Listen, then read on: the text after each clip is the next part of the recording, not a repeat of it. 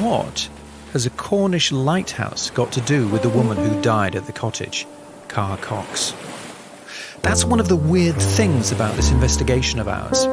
How connections are made between what are apparently completely unrelated things. Hang on a minute, isn't that what conspiracy theorists do? Well, in this particular case, there is a connection. It comes up while we're out on the road hoping to turn up some more clues about Car's death. Graham points out a local landmark. So we're coming off the moors now, down towards, that's St Ives Bay, so we're heading down towards St Ives town. But from the top here, you can see for miles and miles and miles, all the way over to St Agnes Beacon and beyond. And that island there, can you see that island with the lighthouse? With the lighthouse on it. There's a lovely, beautiful little white lighthouse. That's called Godrevy Island. And the story is that Virginia Woolf's novel To the Lighthouse was written with that lighthouse, that particular lighthouse, in mind.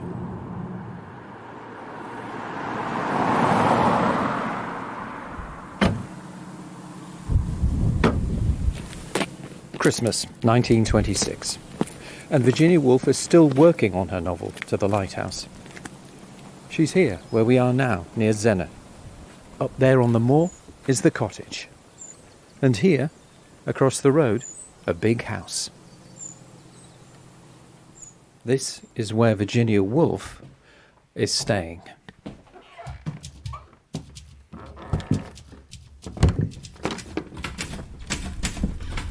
She's come down from London to stay here at Eagle's Nest and visit the friend she's known since university days, Car Cox.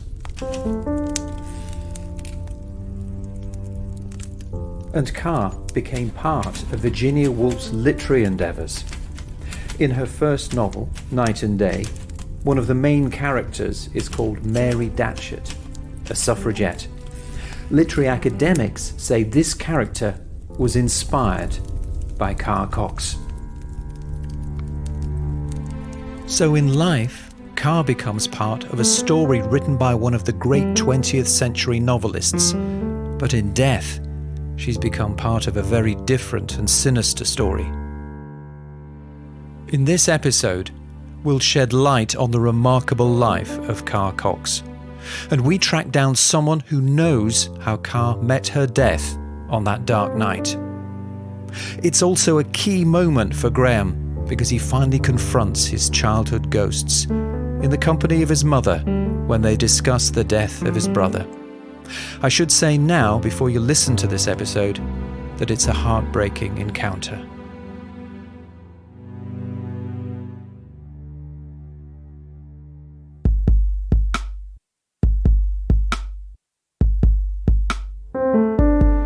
This is episode 4 of One Dark Night.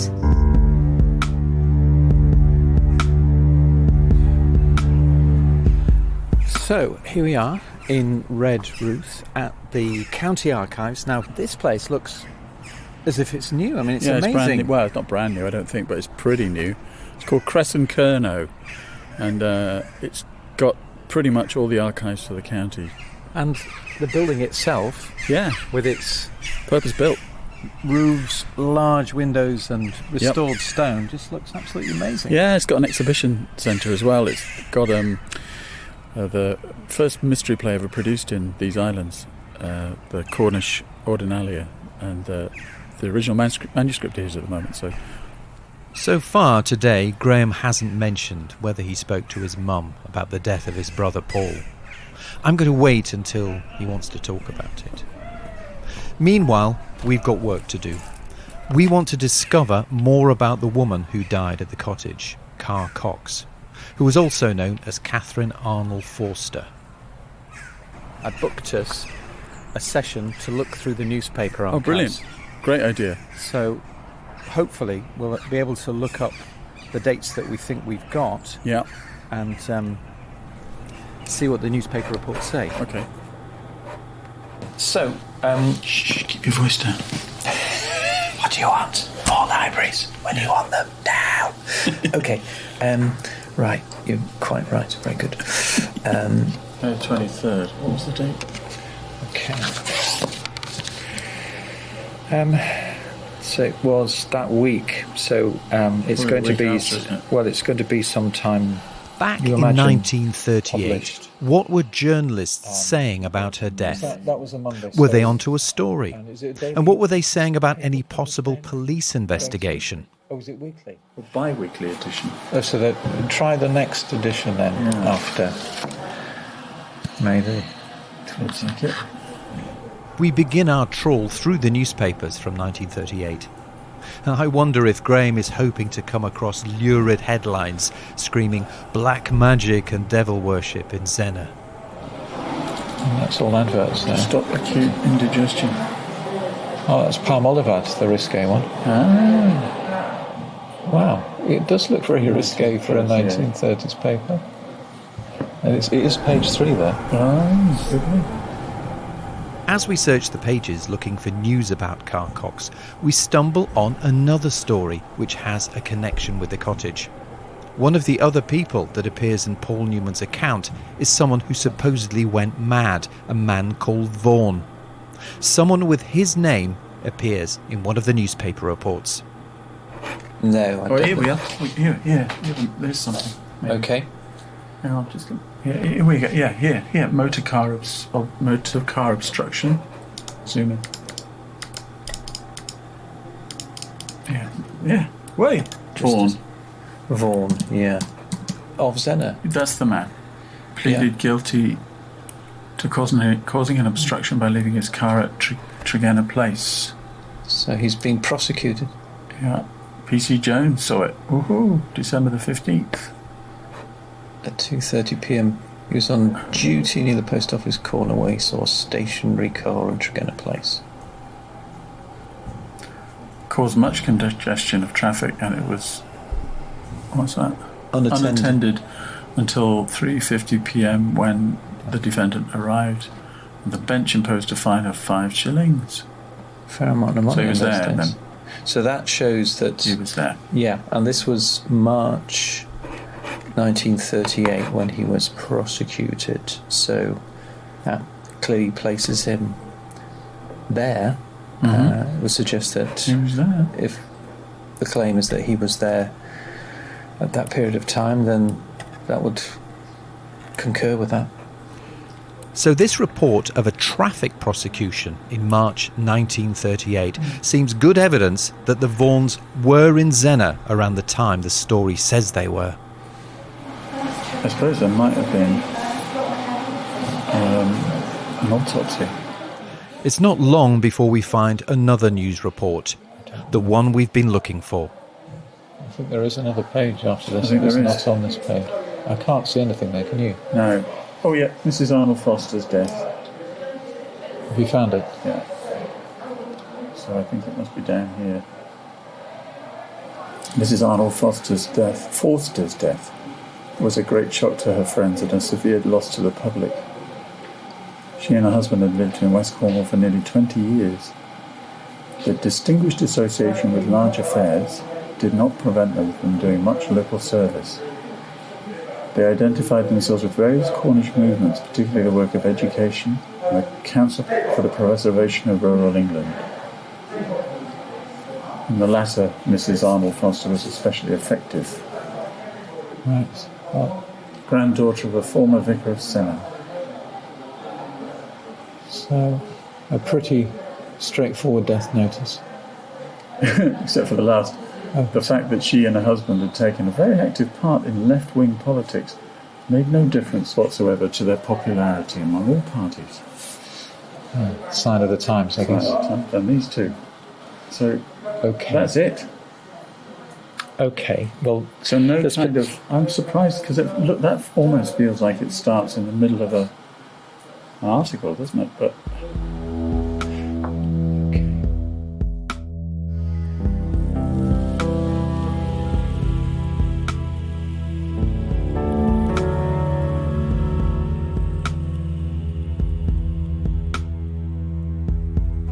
how's it possible, considering who she was, that she was this, I mean, certainly locally really well known, nationally actually really well known, incredibly prominent person. So, and given what we know has happened in that cottage, how's it possible for her to die in that way with no real, investigation taking place?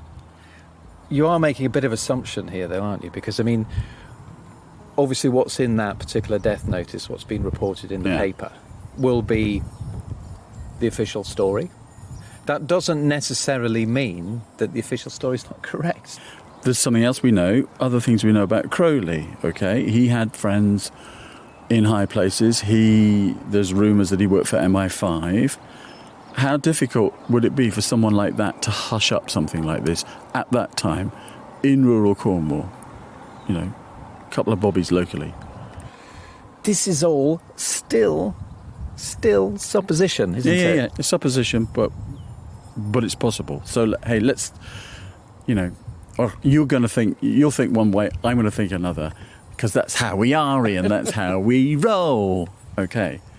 But one thing's for sure, okay, what's awful and tragic is that this 51-year-old woman with a lot of life to live and a son and a husband that she loved just was no more.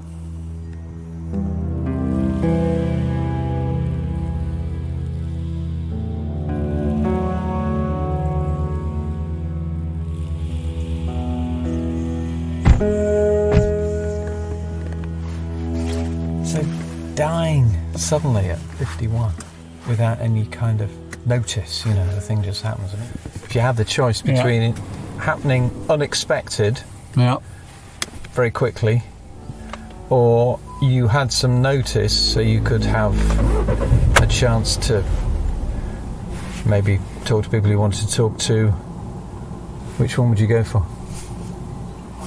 I think I'd probably go for some notice. Although I think that would be pretty horrible to know that you're on your way. But I think the opportunity to say goodbye to people would be a fine thing. Like the whole thing with Carl Cox. No opportunity whatsoever to say any of that.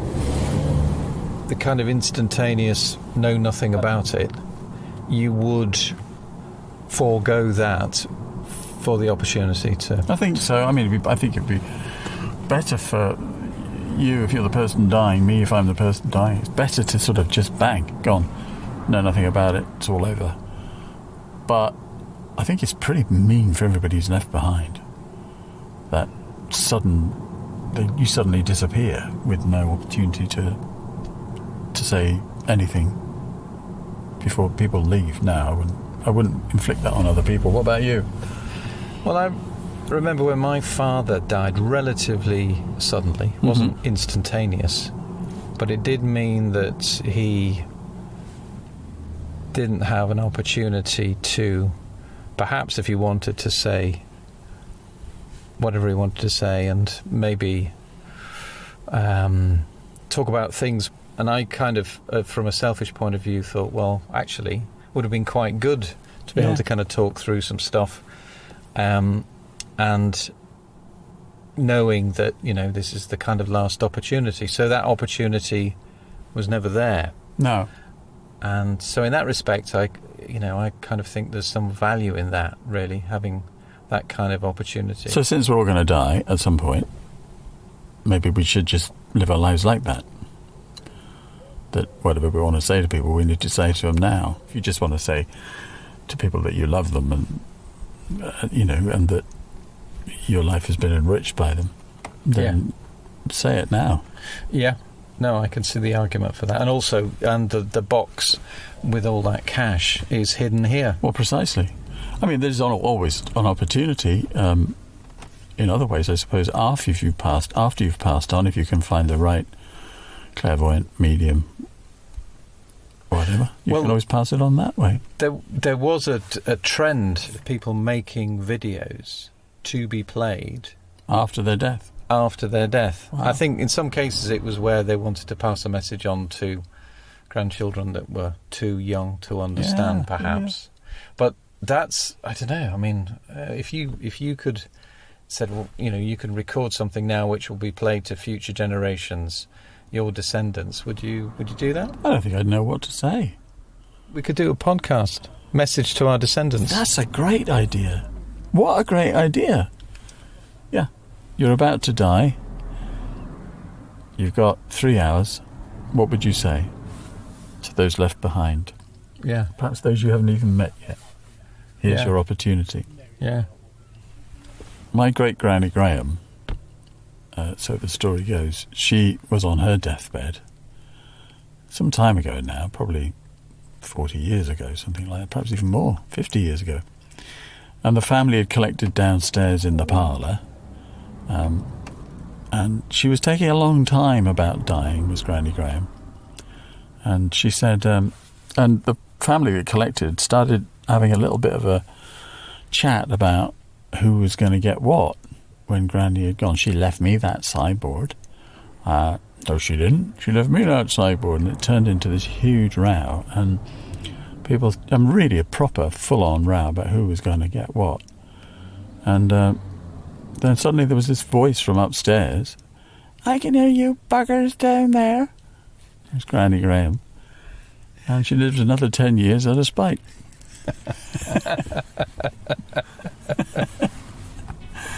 That's the kind of deathbed I'd like to have.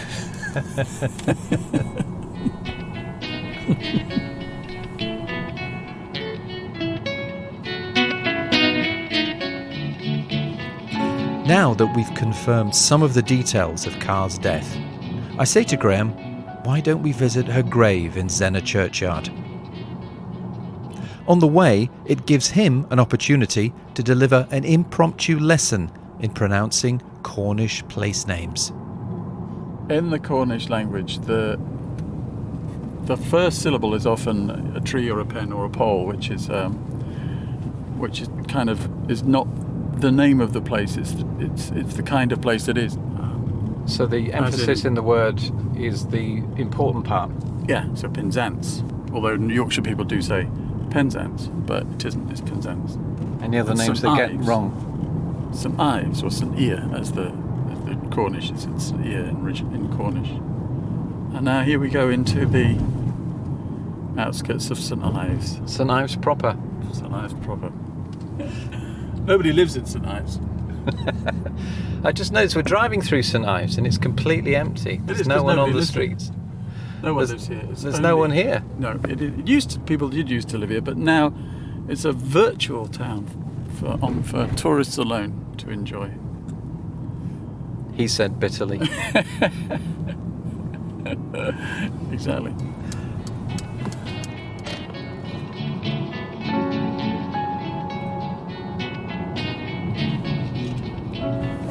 I was hoping for something somewhat profound today, and you just said some roads are longer than they seem. Is that the first line of something?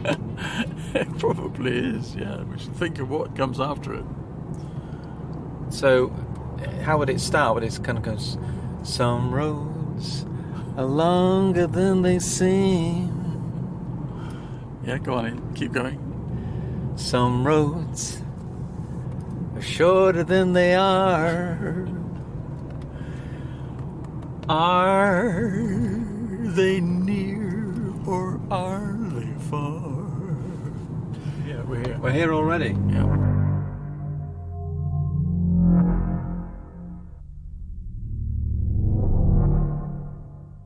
We thought we were beginning to solve parts of this mystery, but now we come face to face with something else that just seems inexplicable.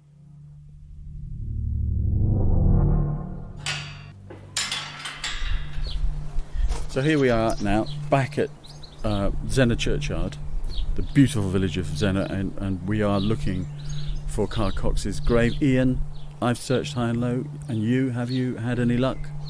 No, I haven't been able surprise, to. Surprise. I haven't been able to find it. No. No. So not only has whatever happened at that cottage been hushed up, there is now no evidence of this poor woman's grave either. They've got rid of that.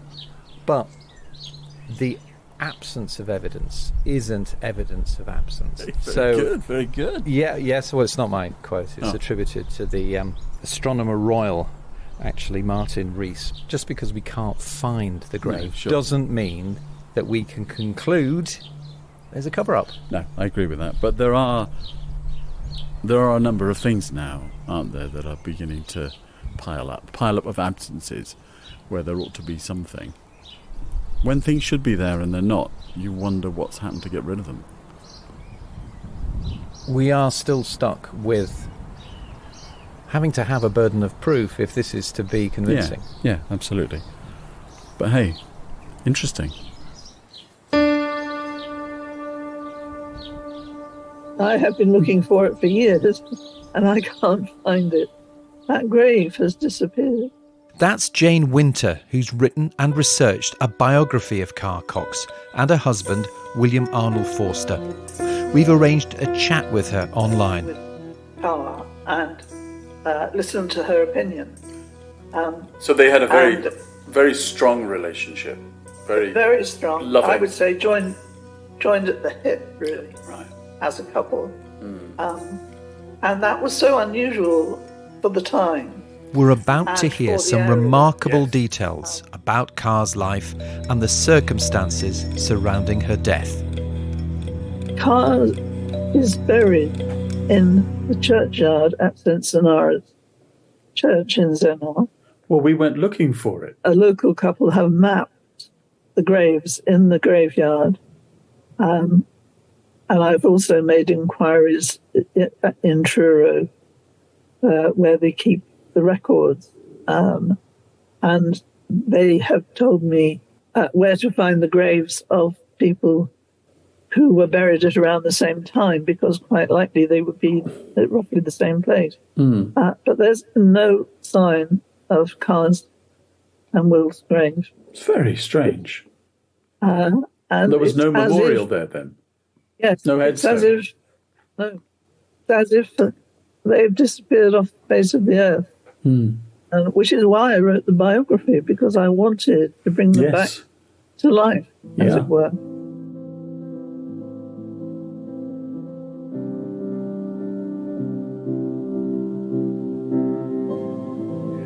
We went to the local records office in Redruth and looked up some newspaper reports of Carr's death, and they are glowing. She was a very, very kind woman. Local people would come to her with their troubles. They would come to her to borrow some sugar or some salt. Yeah. In return, they would give her, say, a pot of honey or some clotted cream. That was how she was seen by people. She was seen as somebody to come to when you needed something. And she was always generous and helpful, kind. And both she and Will not only treated each other as equals, but they treated everybody they met as an equal. And anybody was welcome at their house.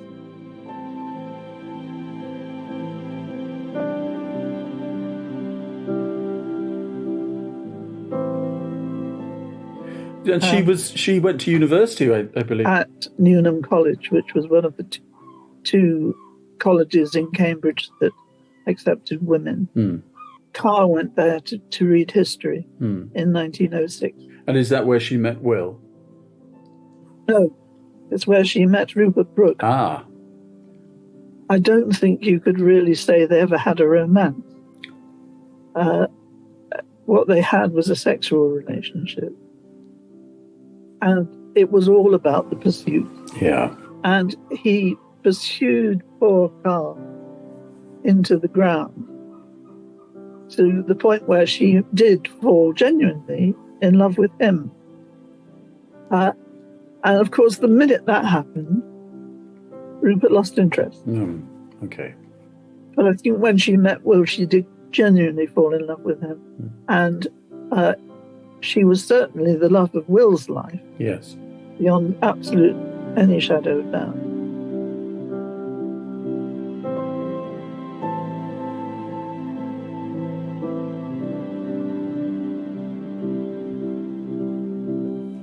they loved Eagle's Nest, and it was their home, but they didn't hesitate to use it. So there would be whist drives to raise money for the Labour Party, for the local church hall, for the local school, for the local nursing association. So they integrated themselves very much into the local scene.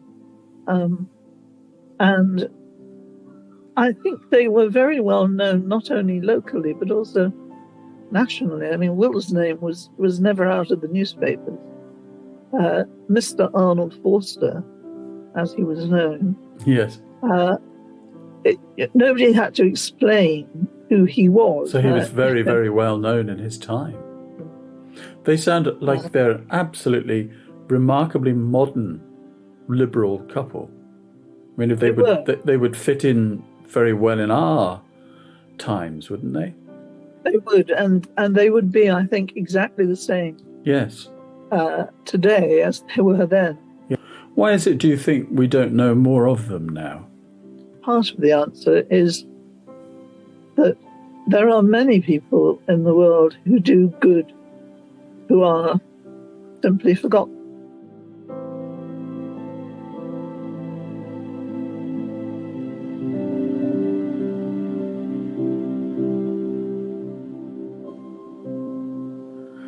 Unfortunately, Carr is remembered as a character in another story which concerns her death. Can you tell us a little bit about that, Jane? Let's forget the story and Okay. let's just talk about what Her happened. death, yes. A little boy knocked on her door and said that his mother was in hysterics in a cottage just up the hill on the other side of the valley from Eagle's Nest, because she had heard noises in the night and she thought it was some kind of poltergeist or some sort of, evil spirit.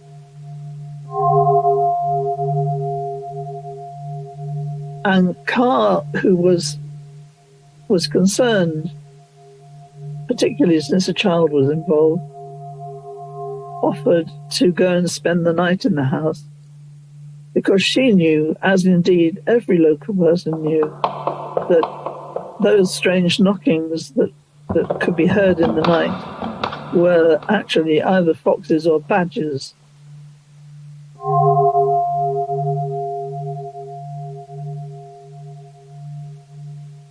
She wasn't very well, and because she had extremely high blood pressure. And in those days, there was no treatment for hypertension. And Will was away. She didn't tell Will that she wasn't well, because Will was a terrible fusser. He would get very worried, and he would not have gone away if he'd known that she was ill.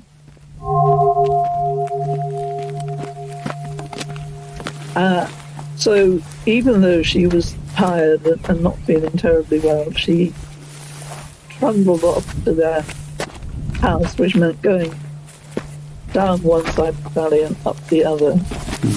Not the best idea for somebody with very high blood pressure. And she settled herself in an armchair, because there was no spare bed, to spend the night there and, to calm this woman's fears. She suffered a massive stroke in her sleep, and they found her dead.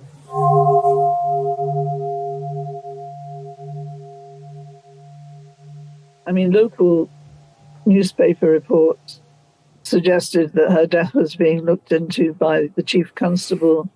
I can find no evidence for that. No. There was never a coroner's inquest, which there would have been had there been any question about her death. And her death was certified by her own GP. I'm absolutely convinced Yes, that the version that I've just given is accurate. is the correct one.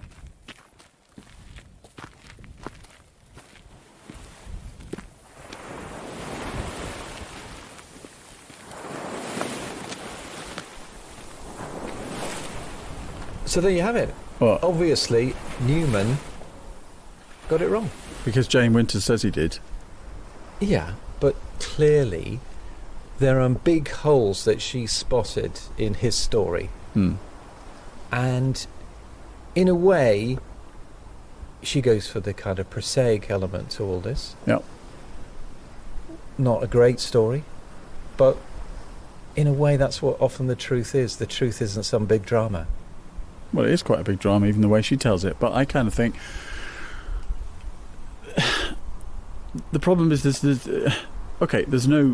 not a lot of evidence actually for the Newman story, but there actually isn't an awful lot of evidence either for the Jane Winter version of events. It's well, this is probably what happened, but we don't really know. I mean, you'll know when time has elapsed, it becomes increasingly difficult to get evidence, and we're looking at something which is many, many years ago.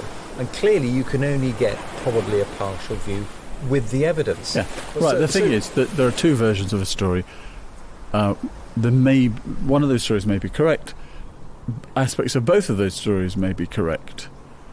But we're in a kind of position where, as you say, this event's happened a long time ago. Are we ever going to be able to find any evidence to... So you seem to have bought into this idea because it always keeps the door open. We haven't actually found the killer piece of evidence, but that means that it may be out there. Yeah, and what's wrong with that?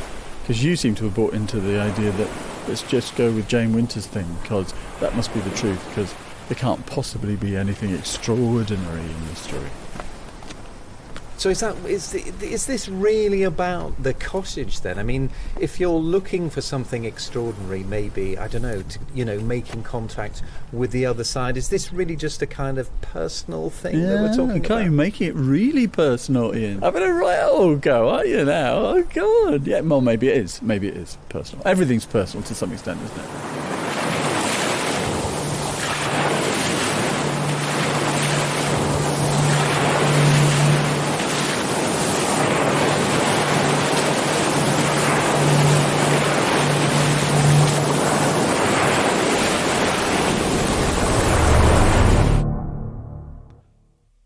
We're about to find out how personal this is for Graham.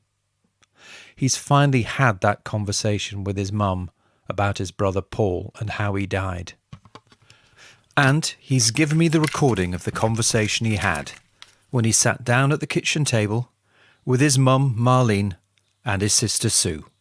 I'm expecting this to be a very emotional conversation, so it's worth saying now that some of you may find it upsetting.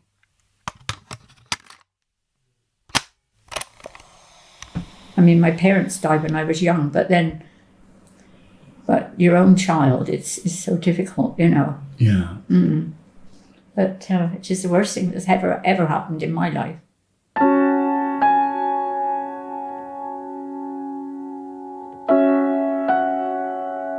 He was such a dear little boy. I mean, he was your mate, Graham. He was very close. We were very close, Yeah, weren't you we, were. as children? Yeah.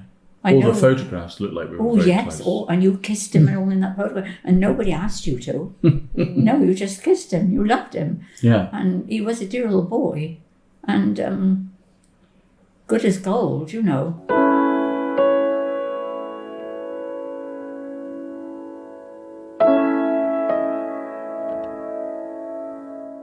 I mean, Graham was 3.5, Paul was 2.5. Sid said, that's my husband, he said, I'll take the boys out for a bit of walk. So anyway, he took them up to the village. And then on the way down, he called in. And I said, well, Paul ought to go for his nap. And he said, oh, I'm only going down Jean's a minute. Let's go down there and see Auntie Jean, and then I'll bring them back. Yeah. Jean is my sister. And so I was hanging out the washing, and Jean's neighbour, Lonford Jenkin, came up and came out in the garden to me. Yeah. And just said, you have to come down to Jean's. The little boy has had an accident. Jean was out in her, what we call the back kitchen, and doing her washing. She had a bucket of water from the boiler. Hot water. Yeah.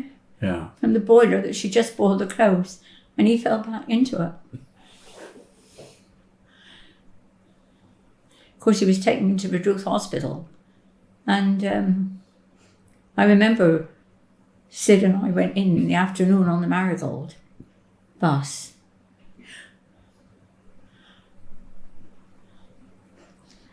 I said, "Do you think he's going to die?"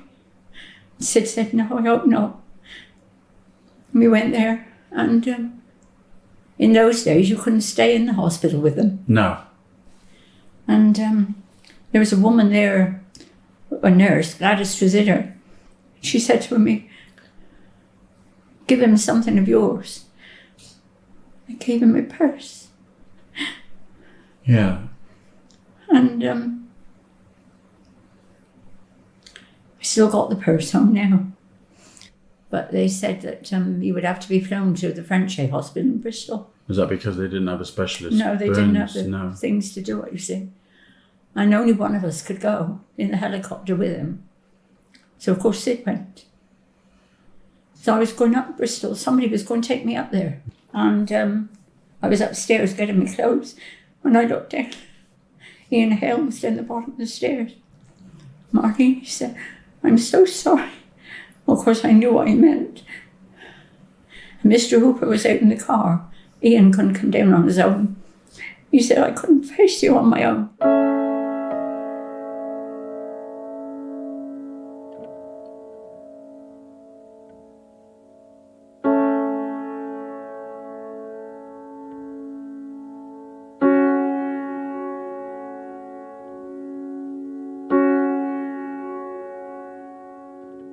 But the actual funeral, I mean, you can imagine, the place was crowded. And when we walked up the churchyard, everybody was up the sides, you know. Yeah. So the whole village turned out. Yeah, all the village turned out, you know. Yeah.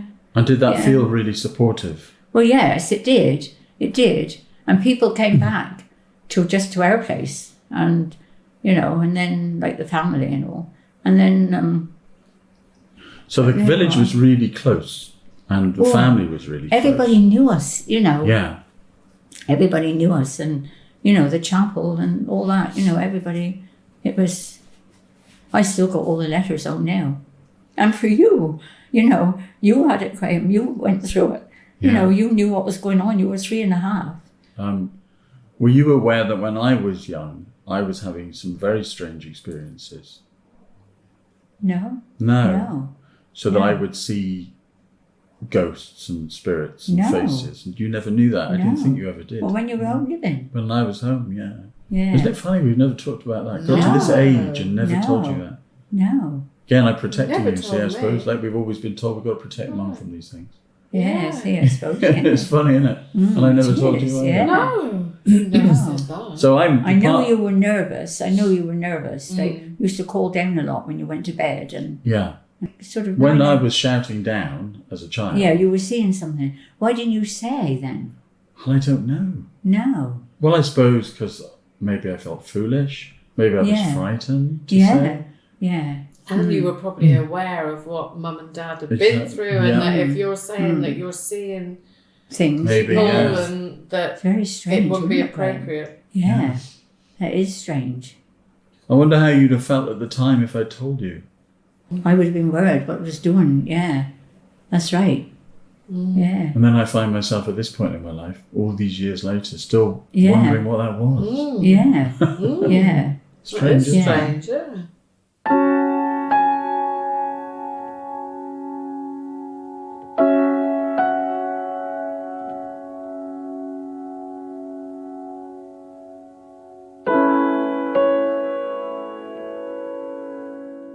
What do you think happened to Paul after his death? I think it's his memories that he's left behind. I mean, he was only living for 2.5 years, but lovely memories of him, of your children, isn't it? And I think it is the memories they leave behind. And I don't know. I do question it, really. So you're not sure now that you believe that when we die, we go on to another place? No, I'm not sure about that at all. I should be, but I'm not. No.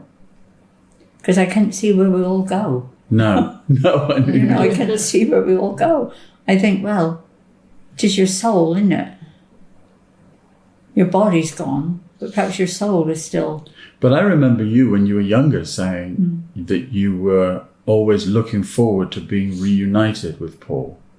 Did I say that? After you died, yeah. And with your parents too, and meeting them and knowing them. Yes. Has that changed then, do you think? I suppose it has with me as I got older. Yeah, I don't know. I do question it. Yeah.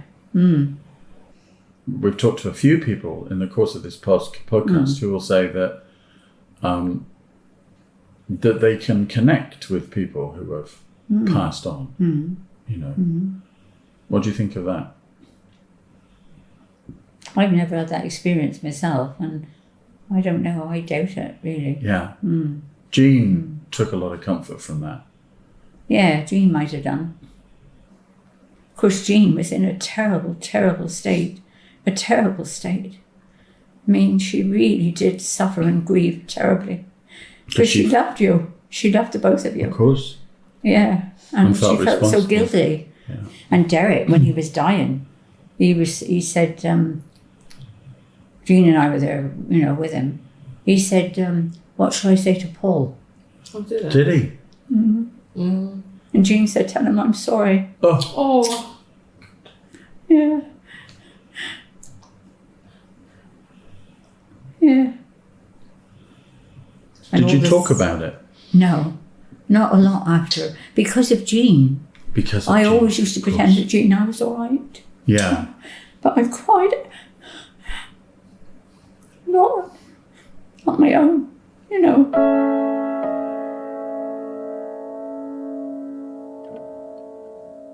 Mine, I bet I don't go a day when I don't think about him. No. Really? No.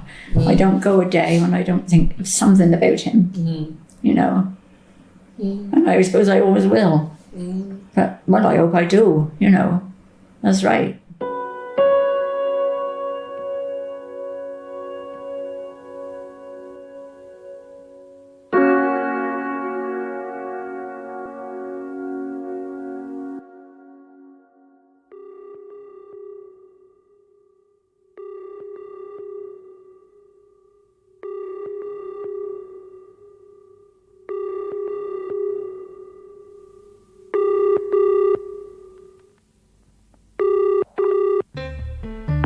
Hello, this is Graham. Sorry I can't pick up.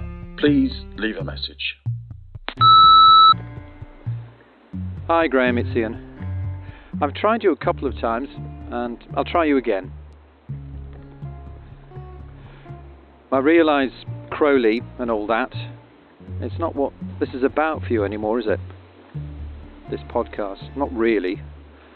I didn't know that when we started out, and I don't think you did either. Well, not consciously, anyway. But it's turned into you looking for answers to your stuff. And that's fine. But you've gone quiet.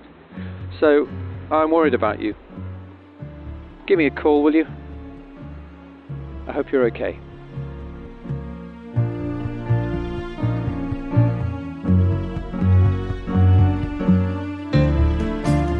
Although we're making some progress, new questions keep cropping up.